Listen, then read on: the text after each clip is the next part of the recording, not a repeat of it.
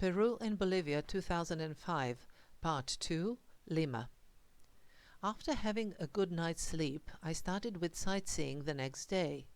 My main goal was to visit the Museum of the Nation, Museo de la Nación, which is situated in a modern concrete buildings.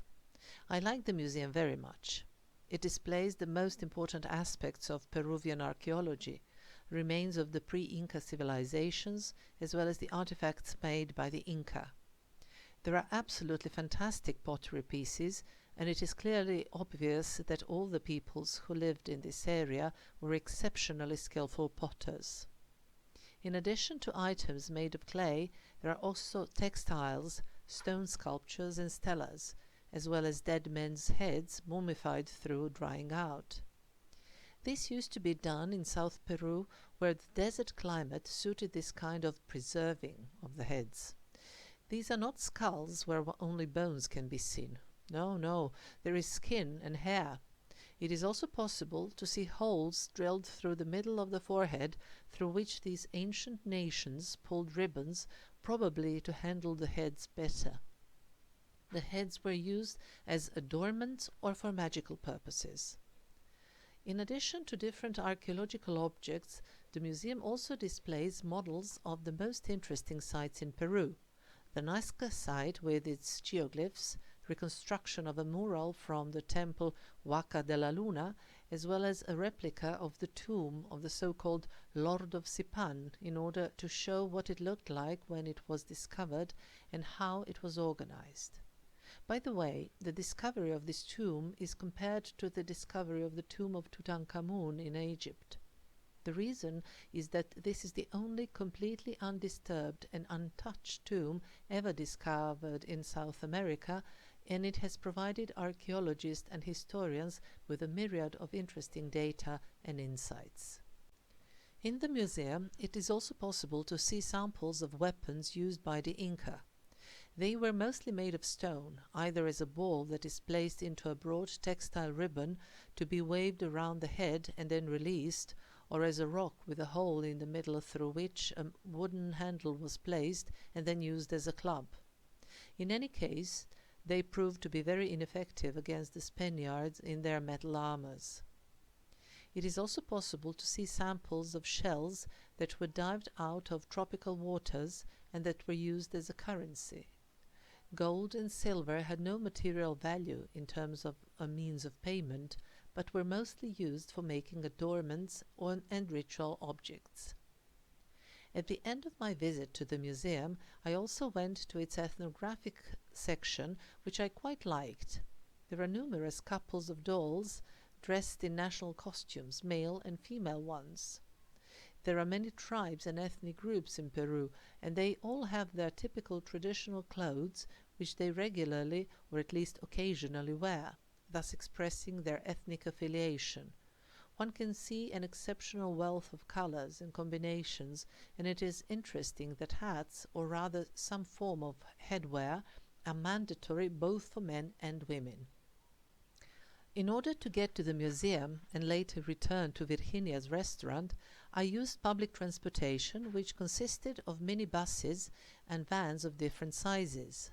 However, no matter what their size, it was all small and tight for me, but I actually didn't mind it at all and even enjoyed it as a part of the adventure linked to a stay in a foreign country with different habits and customs. As a side note, Lima is a huge city with over 9 million inhabitants, which is more than 4 times the number of residents of my hometown, and it takes quite some time to get from one end of the city to another.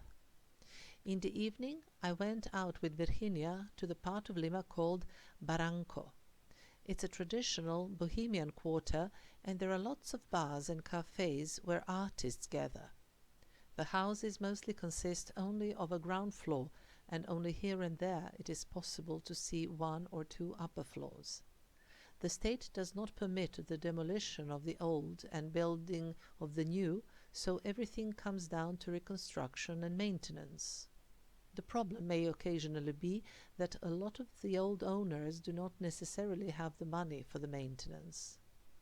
We first got to the Plaza Municipal, also known as Parque Municipal, and there we came across a parade. It's my impression that people all over Latin America do love those group events they organize in the streets. This is also where a carnival is organized every February, and there are lots of events around it. In other words, lots of fiestas, dancing and celebration. But these street parades can also be seen in other periods on different occasions. Everything is organized with lots of music and choreographed dancing to the beat of the music. Here I saw my first parade of the kind. It was led by an orchestra with drums and trumpets, and then there was a lady who used a megaphone to address a bunch of kids with parents who followed her carrying some shining ornaments or whatever. Walking around, we came to the ocean, or rather to the end of the elevation above the ocean, where the houses are, but there was nothing to see there, since it was already completely dark.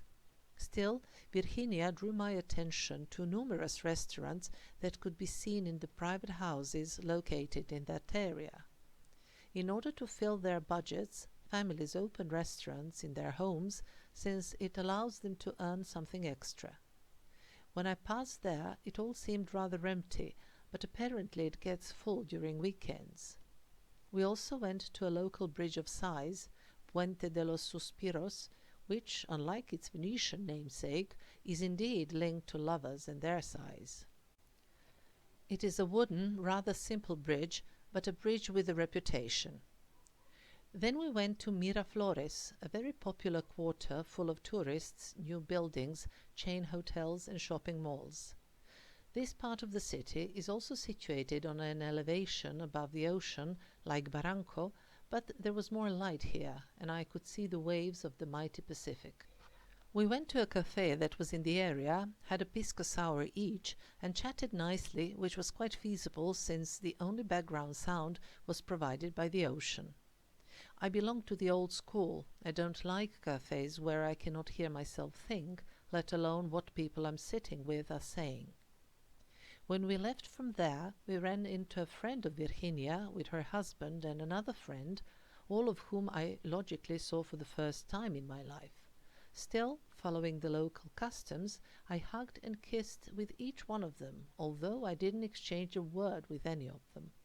I just smiled while they spoke with one another, but that type of greeting, which I found so cute and nice, is obviously a mandatory thing. It was already the next day that I moved on, but in order to do that I had to learn some local customs. As a creature of habit, I expected to go to a central coach terminal and buy a ticket for the first coach that suited me. But here it was not to be so. Namely, there are different coach companies, and each one of them has its own terminal, so I first had to figure out who drove to the place I wanted to go, and then I started calling them one by one to see the times and if they had seats available. I did find it a bit complicated, but I eventually managed. First, I went to a nearby office of the given coach company in order to buy the ticket, and then I went to their terminal that was a little farther away. In all of this, I encountered more customs that I found strange. When I bought the ticket, I was asked for my passport, and they also asked for it when I boarded the coach, although I did show them the ticket. Luckily, Virginia's mum gave me a good piece of advice, and I made a photocopy of my passport the first day and continued to show that copy for the rest of my trip. It was also highly unusual for me that one of the company's employees stood by the entrance into the coach and filmed by a video camera all of us getting in. At first I felt quite uncomfortable, but over time I got used to it. It was all on account of security. And the issue of its security is quite problematic. For instance, Virginia advised me to keep all of my things that I carry into the coach with me on my lap. It happened to her that she placed her small backpack onto the floor by her seat, only later to find out that something was stolen from it. She also reminded me when we walked around to be very careful, as there are numerous highly skillful pickpockets. Even before heading to Peru, I read my guidebook, including the part dealing with security. There I came across a rather unsettling story that sometimes robbers start to strangle their victim, and when the latter passes out because of the lack of oxygen, they let the victim go and rob it blind. They have absolutely no intention of killing the person, just to make it faint. I must say that I didn't have a slightest problem as far as my safety was concerned, but I was both very vigilant while on the street and quite nicely hugged my small backpack that I kept in front of me while taking a coach. The coach left on time. From it I could nicely observe the horrific traffic jams that rule the streets of Lima. There are a lot of vehicles and the traffic seems completely chaotic. The drivers, and especially pedestrians, really must be extremely careful all the time and continuously look around them. Also, the air was very polluted in those days, and I could feel the strong stench coming from exhaust gases. There are many older models of vehicles, and probably the quality of gasoline is dubious, but I have to admit that such quantity of pollution was probably additionally caused by the time of the year. During Lima's winter, there are lots of clouds and mist, and the blue skies are a rare treat, while the atmospheric pressure keeps both these clouds and the exhaust gases firmly above the city. The coach I was in a way a little out of date, but it was a typical intercity type of coach, meaning that I had ample leg space. So, with my legs comfortably stretched and with my small backpack on my lap, I headed towards Nazca. That was my next destination, situated in the south of the country.